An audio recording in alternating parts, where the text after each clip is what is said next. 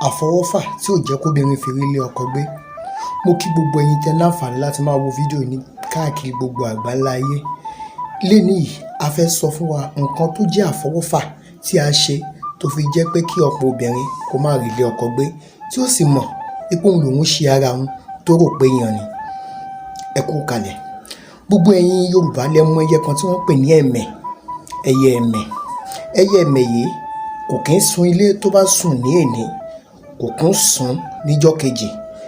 Ṣé ohun tí mo sọ yé yín? Ẹyẹ ẹ̀mẹ̀, ẹ bèrè lọ́wọ́ àwọn àgbàlagbà, kò kí ń sun ilé tó bá sùn lénìí níjọ́ kejì ní ẹyẹ ẹ̀mẹ̀.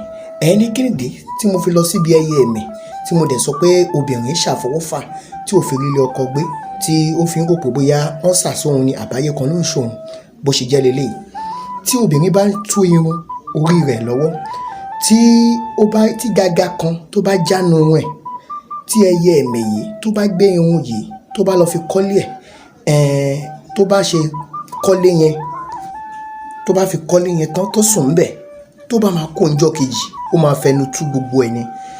Ohun tó mí nìyẹn tó fi jẹ́ pé obìnrin tí ẹyẹ ẹ̀mẹ̀ yìí bá gbé irun gágá yìí tó fi kọ́lé kò ní dúró nílé ọkọ kan dalẹ̀. Bó bá ṣe ń bímọ síbí ló máa kúrò bẹ̀ ló máa bọ́ sọ́hun. Èyí àní ká fi ṣe ẹ̀kọ́ fún gbogbo wa ni pé tá a bá fẹ́ tún ẹ jẹ́ ká wà nínú ilé wa, ká tún tá a fẹ́ tún ká tó bọ́ síta ká máa fi irun ṣẹlẹ́yà gbogbo apárápátá. Ẹ̀yin obìnrin wa ẹ̀ẹ́dẹ̀ nǹkan tó máa gbé kò lé ọkọ. Ẹ share fídíò yìí bí ó ṣe torí tiyín ṣùgbọ́n nítorí ọmọ obìnrin àbí nítorí ẹbí yín àbí ara yín tó bá jẹ́ obìnrin. Ire o.